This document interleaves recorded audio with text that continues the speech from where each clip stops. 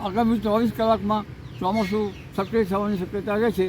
તારીખ 17 થી 22 તેજ ગતિના પવનો ફૂંકાશે અને આ પવનનું જોર જબરું રહેશે.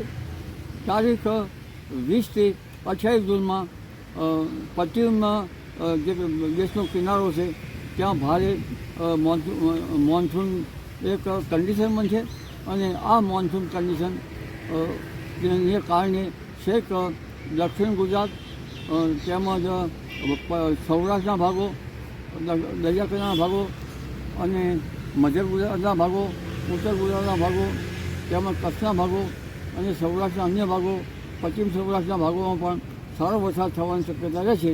એટલે 20 થી 28 જૂનમાં આદ્રલ નક્ષત્રનો વરસાદ સારો થવાની શક્યતા રહે છે અને આ વખતે વાવણી લાયક વરસાદ થતાં આ વરસાદનું પાણી સારું ગણાય તો વાવણી કરવી ઈષ્ટ ગણાય. આગળ પિયતની સગવડ હોય તો બ્રેક લાગે તો એ વખતે પિયતની સગવડ હોય એ ઈષ્ટ રહે.